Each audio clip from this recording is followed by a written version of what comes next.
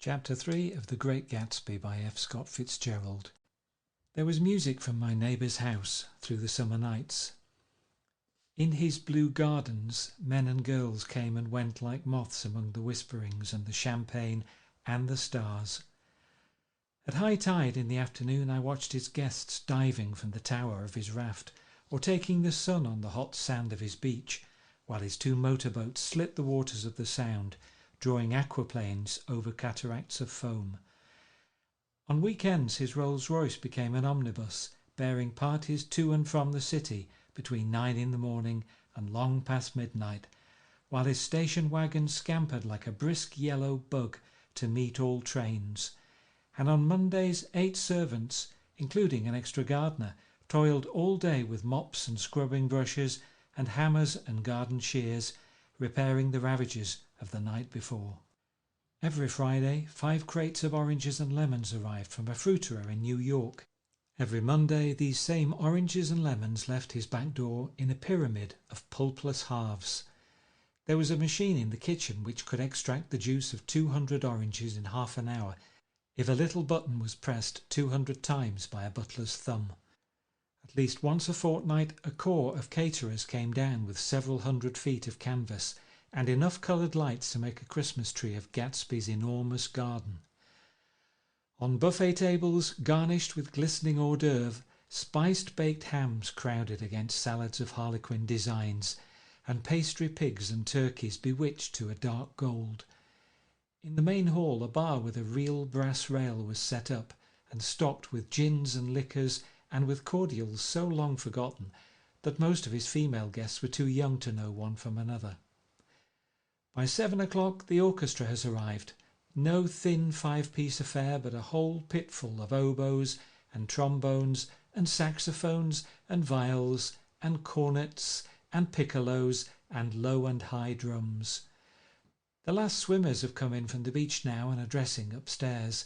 The cars from New York are parked 5 deep in the drive, and already the halls and salons and verandas are gaudy with primary colours, and hair shorn in strange new ways, and shawls beyond the dreams of Castile. The bar is in full swing, and floating rounds of cocktails permeate the garden outside, until the air is alive with chatter and laughter, and casual innuendo, and introductions forgotten on the spot, and enthusiastic meetings between women who never knew each other's names. The lights grow brighter as the earth lurches away from the sun, and now the orchestra is playing yellow cocktail music, and the opera of voices pitches a key higher. Laughter is easier minute by minute, spilled with prodigality, tipped out at a cheerful word. The groups change more swiftly, swell with new arrivals, dissolve and form in the same breath. Already there are wanderers, confident girls who weave here and there among the stouter and more stable, become for a sharp, joyous moment the centre of a group, and then, excited with triumph, glide on through the sea change of faces and voices and colour under the constantly changing light. Suddenly one of these gypsies in trembling opal seizes a cocktail out of the air, dumps it down for courage, and moving her hands like Frisco, dances out alone on the canvas platform. A momentary hush. The orchestra leader varies his rhythm obligingly for her, and there is a burst of chatter as the erroneous news goes around that she is Gilda Gray's understudy from the Follies. The party has begun. I believe that on the first night I went to Gatsby's house I was one of the few guests who had actually been invited. People were not invited, they went there. They got into automobiles which bore them out to Long Island, and somehow they ended up at Gatsby's door. Once there they were introduced by somebody who knew Gatsby, and after that they conducted themselves according to the rules of behaviour associated with amusement parks. Sometimes they came and went without having met Gatsby at all, came for the party with a simplicity of heart that was its own ticket of admission. I had been actually invited. A chauffeur in a uniform of robin's egg blue crossed my lawn early that Saturday morning with a surprisingly formal note from his employer. The honour would be entirely Gatsby's, it said, if I would attend his little party that night. He had seen me several times and had intended to call on me long before, but a peculiar combination of circumstances had prevented it. Signed Jay Gatsby in a majestic hand. Dressed up in white flannels, I went over to his lawn a little after 7 and wandered around rather ill at ease among swirls and eddies of people I didn't know, though here and there was a face I had noticed on the commuting train. I was immediately struck by the number of young Englishmen dotted about, all well dressed, all looking a little hungry, and all talking in low, earnest voices to solid and prosperous Americans. I was sure that they were selling something, bonds or insurance or automobiles. They were at least agonizingly aware of the easy money in the vicinity and convinced that it was theirs for a few words in the right key. As soon as I arrived, I made an attempt to find my host, but the 2 or 3 people of whom I asked his whereabouts stared at me in such an amazed way and denied so vehemently any knowledge of his movements that I slunk off in the direction of the cocktail table, the only place in the garden where a single man could linger without looking purposeless and alone. I was on my way to get roaring drunk from sheer embarrassment when Jordan Baker came out of the house and stood at the head of the marble steps, leaning a little backward and looking with contemptuous interest down into the garden. Welcome or not, I found it necessary to attach myself to someone before I should begin to address cordial remarks to the passers-by. "Hello!" I roared, advancing towards her. My voice seemed unnaturally loud across the garden. "I thought you might be here," she responded absently as I came up. "I remembered you lived next door to—" She held my hand impersonally as a promise that she'd take care of me in a minute, and gave ear to 2 girls in twin yellow dresses who stopped at the foot of the steps. "Hello!" they cried together. "Sorry you didn't win." That was for the golf tournament. She had lost in the finals the week before. "You don't know who we are," said one of the girls in yellow, "but we met you here about a month ago." "You've dyed your hair since then," remarked Jordan, and I started, but the girls had moved casually on, and her remark was addressed to the premature moon, produced like the supper, no doubt, out of a caterer's basket. With Jordan's slender golden arm resting in mine, we descended the steps and sauntered about the garden. A tray of cocktails floated at us through the twilight, and we sat down at a table with the 2 girls in yellow and 3 men, each one introduced to us as Mr. Mumble. "Do you come to these parties often?" inquired Jordan of the girl beside her. "The last one was the one I met you at," answered the girl in an alert, confident voice. She turned to her companion. "Wasn't it for you, Lucille?" It was for Lucille too. "I like to come," Lucille said. "I never care what I do, so I always have a good time. When I was here last, I tore my gown on a chair and he asked me my name and address. Inside of a week I got a package from Crollier's with a new evening gown in it." "Did you keep it?" asked Jordan. "Sure I did. I was going to wear it tonight, but it was too big in the bust and had to be altered. It was gas blue with lavender beads. $265. "There's something funny about a fellow that'll do a thing like that," said the other girl eagerly. "He doesn't want any trouble with anybody." "Who doesn't?" I inquired. "Gatsby. Somebody told me—" The 2 girls and Jordan leaned together confidentially. "Somebody told me they thought he killed a man once." A thrill passed over all of us. The 3 Mr. Mumbles bent forward and listened eagerly. "I don't think it's so much that," argued Lucille sceptically. "It's more that he was a German spy during the war." One of the men nodded in confirmation. "I heard that from a man who knew all about him. Grew up with him in Germany," he assured us positively. "Oh no," said the first girl. "It couldn't be that, because he was in the American army during the war." As our credulity switched back to her, she leaned forward with enthusiasm. "You look at him sometimes when he thinks nobody's looking at him. I'll bet he killed a man." She narrowed her eyes and shivered. Lucille shivered. We all turned and looked around for Gatsby. It was testimony to the romantic speculation he inspired that there were whispers about him from those who had found little that it was necessary to whisper about in this world. The first supper, there would be another one after midnight, was now being served, and Jordan invited me to join her own party, who were spread around a table on the other side of the garden. There were 3 married couples and Jordan's escort, a persistent undergraduate given to violent innuendo, and obviously under the impression that sooner or later Jordan was going to yield him up her person to a greater or lesser degree.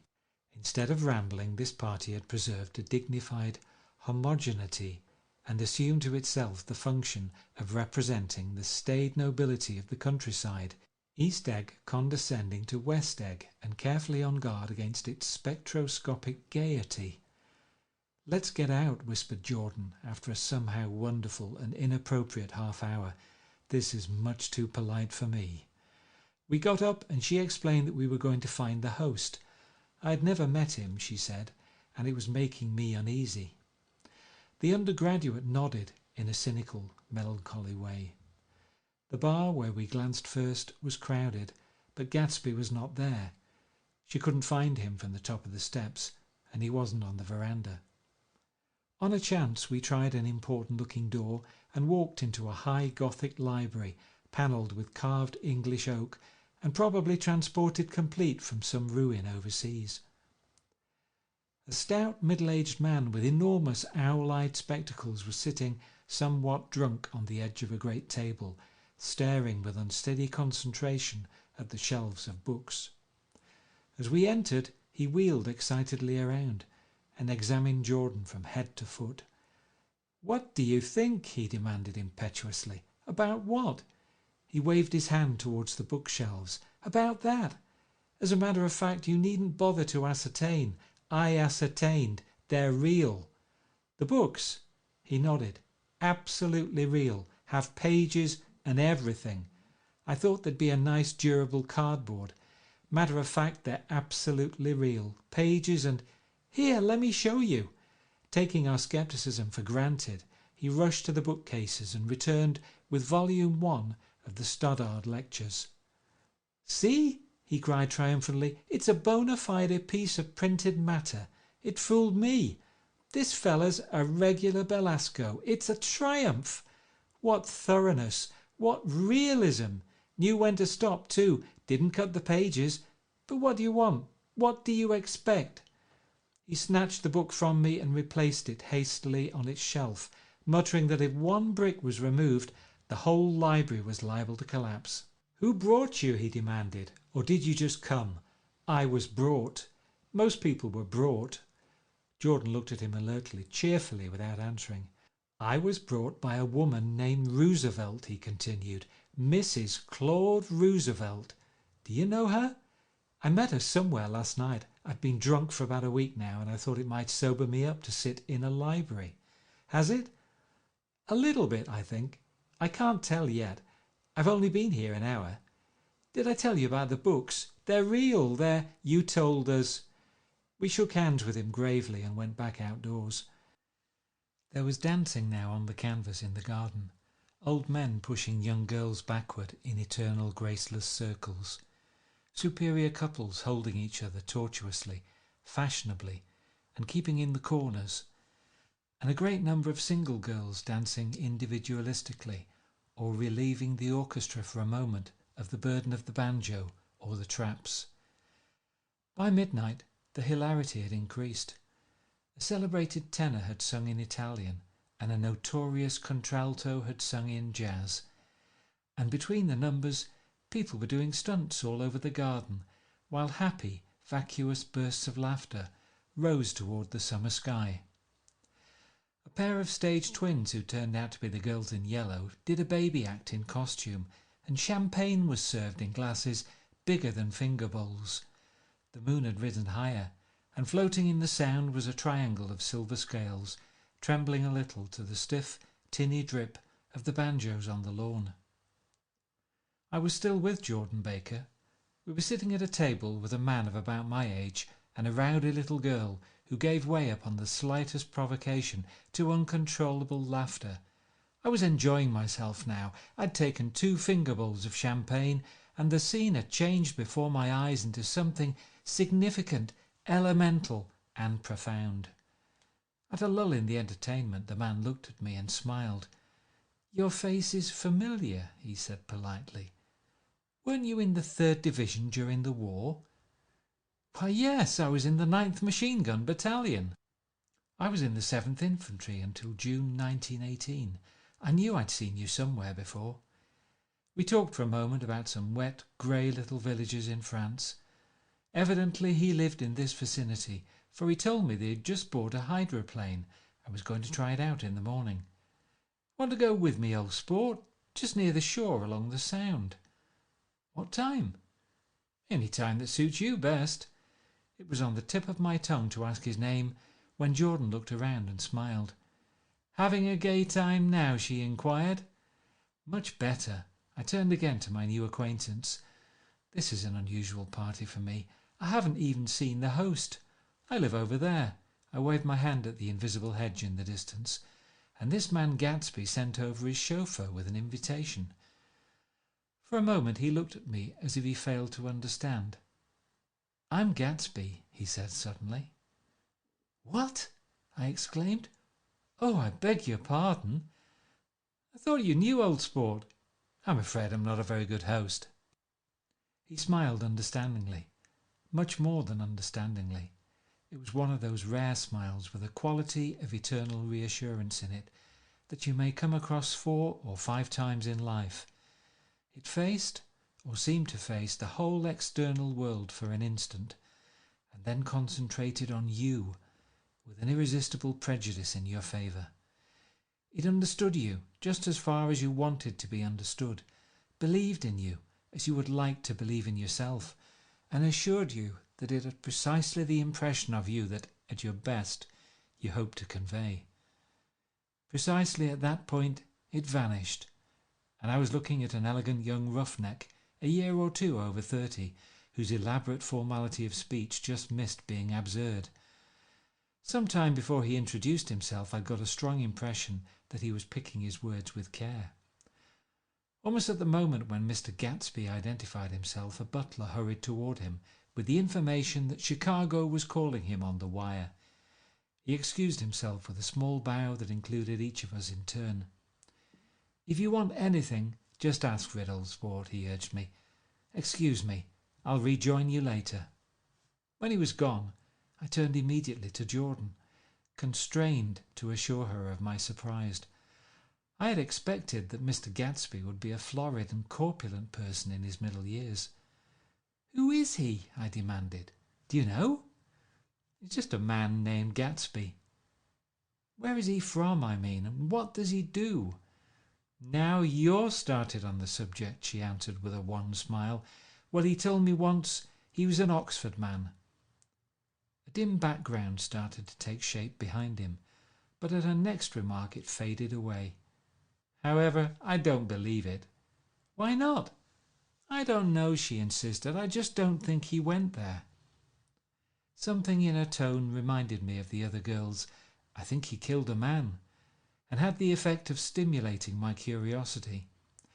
I would have accepted without question the information that Gatsby sprang from the swamps of Louisiana or from the Lower East Side of New York.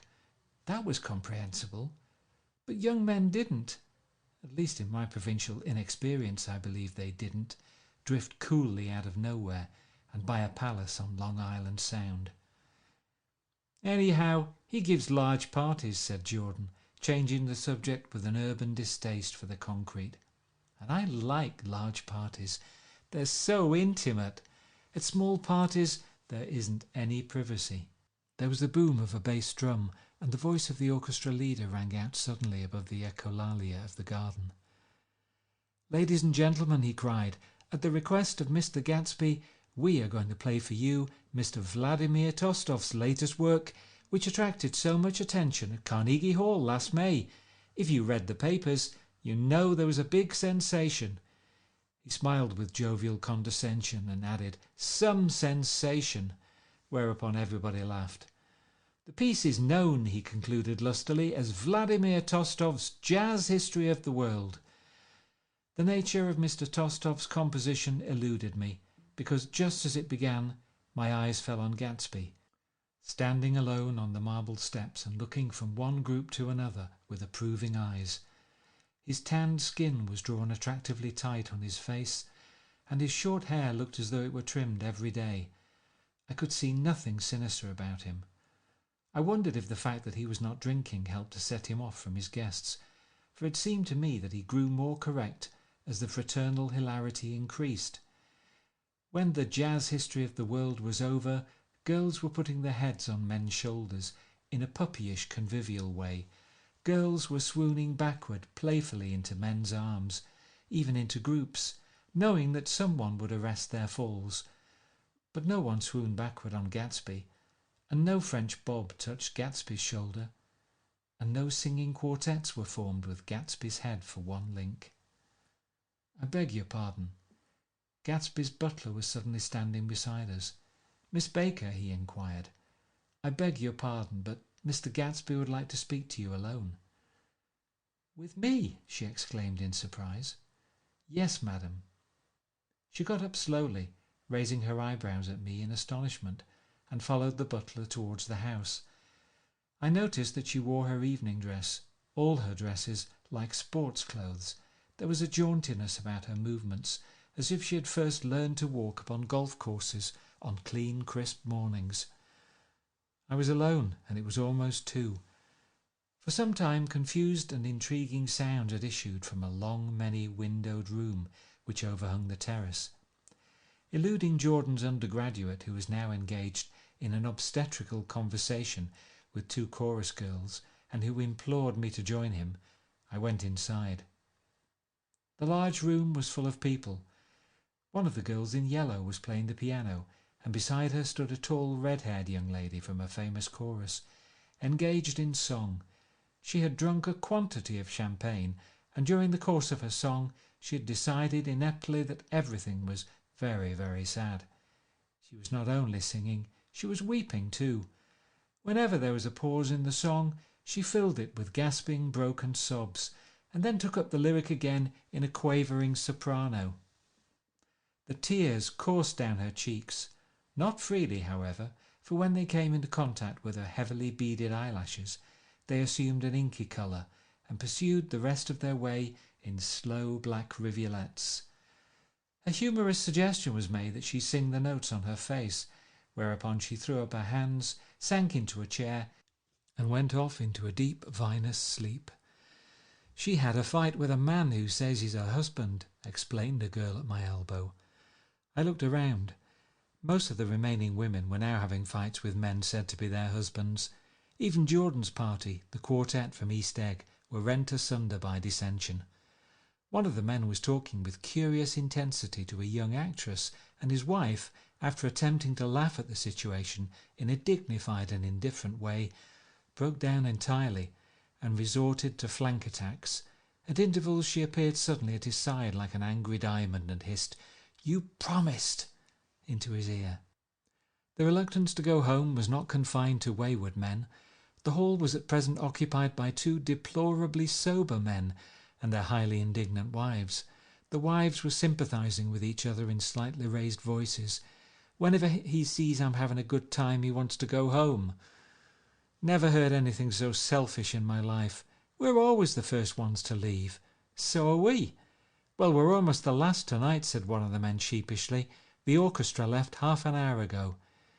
In spite of this wives' agreement that such malevolence was beyond credibility, the dispute ended in a short struggle, and both wives were lifted, kicking, into the night. As I waited for my hat in the hall, the door of the library opened, and Jordan Baker and Gatsby came out together. He was saying some last word to her, but the eagerness in his manner tightened abruptly into formality as several people approached him to say good-bye.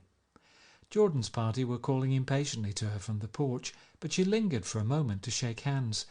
"I've just heard the most amazing thing," she whispered. "How long were we in there?" "Why, about an hour.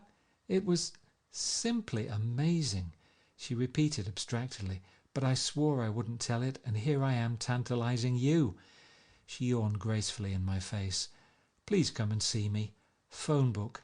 Under the name of Mrs. Sigourney Howard, my aunt." She was hurrying off as she talked. Her brown hand waved a jaunty salute as she melted into her party at the door. Rather ashamed that on my first appearance I had stayed so late, I joined the last of Gatsby's guests who were clustered around him. I wanted to explain that I'd hunted for him early in the evening and to apologise for not having known him in the garden. "Don't mention it," he enjoined me eagerly. "Don't give it another thought, old sport." The familiar expression held no more familiarity than the hand which reassuringly brushed my shoulder. "And don't forget, we're going up in the hydroplane tomorrow morning at 9 o'clock. Then the butler behind his shoulder, "Philadelphia wants you on the phone, sir."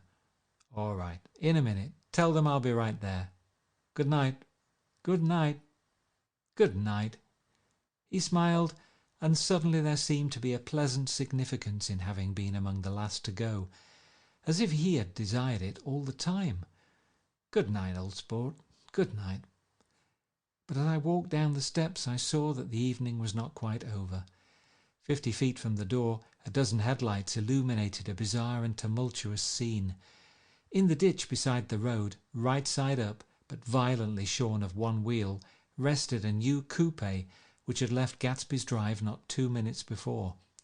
The sharp jut of a wall accounted for the detachment of the wheel, which was now getting considerable attention from half a dozen curious chauffeurs. However, as they had left their cars blocking the road, a harsh, discordant din from those in the rear had been audible for some time, and added to the already violent confusion of the scene. A man in a long duster had dismounted from the wreck and now stood in the middle of the road, looking from the car to the tyre and from the tyre to the observers in a pleasant, puzzled way. "See," he explained, "it went in the ditch." The fact was infinitely astonishing to him, and I recognized first the unusual quality of wonder, and then the man. It was the late patron of Gatsby's library. "How did it happen?" He shrugged his shoulders. "I know nothing whatever about mechanics," he said decisively. "But how did it happen? Did you run into the wall?" "Don't ask me," said Owl Eyes, washing his hands of the whole matter. "I know very little about driving, next to nothing. It happened, and that's all I know." "Well, if you're a poor driver, you oughtn't to try driving at night." "But I wasn't even trying," he explained indignantly. "I wasn't even trying." An awed hush fell upon the bystanders. "Do you want to commit suicide? You're lucky it was just a wheel, a bad driver, and not even trying." "You don't understand," explained the criminal. "I wasn't driving. There's another man in the car." The shock that followed this declaration found voice in a sustained "Ah!" as the door of the coupe swung slowly open. The crowd, it was now a crowd, stepped back involuntarily, and when the door had opened wide, there was a ghostly pause. Then very gradually, part by part, a pale dangling individual stepped out of the wreck, pawing tentatively at the ground with a large uncertain dancing shoe. Blinded by the glare of the headlights and confused by the incessant groaning of the horns, the apparition stood swaying for a moment before he perceived the man in the duster. "What's matter?" he inquired calmly. "Did we run out of gas? Look." Half a dozen fingers pointed at the amputated wheel. He stared at it for a moment, and then looked upward as though he suspected that it had dropped from the sky. "It came off," someone explained. He nodded. "At first I didn't notice we stopped." A pause. Then, taking a long breath and straightening his shoulders, he remarked in a determined voice, "Wonder if tell me where there's a gasoline station." At least a dozen men, some of them a little better off than he was, explained to him that wheel and car were no longer joined by any physical bond. "Back out," he suggested after a moment. "Put her in reverse." "But the wheel's off." He hesitated. "No harm in trying," he said. The caterwauling horns had reached a crescendo, and I turned away and cut across the lawn toward home. I glanced back once. A wafer of a moon was shining over Gatsby's house, making the night fine as before, and surviving the laughter and the sound of his still glowing garden. A sudden emptiness seemed to flow now from the windows and the great doors, endowing with complete isolation the figure of the host, who stood on the porch, his hand up in a formal gesture of farewell. Reading over what I have written so far, I see I have given the impression that the events of 3 nights several weeks apart were all that absorbed me. On the contrary, they were merely casual events in a crowded summer, and until much later they absorbed me infinitely less than my personal affairs. Most of the time I worked. In the early morning the sun threw my shadow westward as I hurried down the white chasms of lower New York to the Probity Trust. I knew the other clerks and young bond salesmen by their first names, and lunched with them in dark crowded restaurants on little pig sausages and mashed potatoes and coffee. I even had a short affair with a girl who lived in Jersey City and worked in the accounting department, but her brother began throwing mean looks in my direction, so when she went on her vacation in July, I let it blow quietly away. I took dinner usually at the Yale Club. For some reason it was the gloomiest event of my day, and then I went upstairs to the library and studied investments and securities for a conscientious hour. There were generally a few rioters around, but they never came into the library, so it was a good place to work. After that, if the night was mellow, I strolled down Madison Avenue past the old Murray Hill Hotel and over 33rd Street to the Pennsylvania Station. I began to like New York, the racy, adventurous feel of it at night, and the satisfaction that the constant flicker of men and women and machines gives to the restless eye. I liked to walk up Fifth Avenue and pick out romantic women from the crowd and imagine that in a few minutes I was going to enter into their lives, and no one would ever know or disapprove. Sometimes in my mind I followed them to their apartments on the corners of hidden streets, and they turned and smiled back at me before they faded through a door into warm darkness. At the enchanted metropolitan twilight, I felt a haunting loneliness sometimes, and felt in others poor young clerks who loitered in front of windows waiting until it was time for a solitary restaurant dinner, young clerks in the dusk, wasting the most poignant moments of night and life. Again, at 8 o'clock, when the dark lanes of the 40s were lined 5 deep with throbbing taxicabs for the theatre district, I felt a sinking in my heart. Forms leaned together in the taxis as they waited, and voices sang, and there was laughter from unheard jokes, and lighted cigarettes outlined unintelligible gestures inside. Imagining that I too was hurrying toward gaiety and sharing their intimate excitement, I wished them well. For a while I lost sight of Jordan Baker, and then in midsummer I found her again. At first I was flattered to go places with her, because she was a golf champion and everyone knew her name. Then it was something more. I wasn't actually in love, but I felt a sort of tender curiosity. The bored, haughty face that she turned to the world concealed something.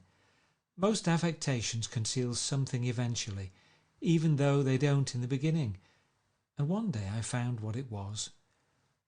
When we were on a house party together up in Warwick, she left a borrowed car out in the rain with the top down and then lied about it. And suddenly I remembered the story about her that had eluded me that night at Daisy's. At her first big golf tournament, there was a row that nearly reached the newspapers. A suggestion that she had moved her ball from a bad lie in the semi-final round. The thing approached the proportions of a scandal, then died away. A caddie retracted his statement, and the only other witness admitted that he might have been mistaken. The incident and the name had remained together in my mind. Jordan Baker instinctively avoided clever, shrewd men, and now I saw that this was because she felt safer on a plane where any divergence from a code would be thought impossible. She was incurably dishonest. She wasn't able to endure being at a disadvantage, and given this unwillingness, I suppose she had begun dealing in subterfuges when she was very young, in order to keep that cool, insolent smile turned to the world, and yet satisfy the demands of her hard, jaunty body. It made no difference to me. Dishonesty in a woman is a thing you never blame deeply. I was casually sorry, then I forgot. It was on that same house party that we had a curious conversation about driving a car. It started because she passed so close to some workman that our fender flicked a button on one man's coat. "You're a rotten driver," I protested. "Either you ought to be more careful or you oughtn't to drive at all." "I am careful."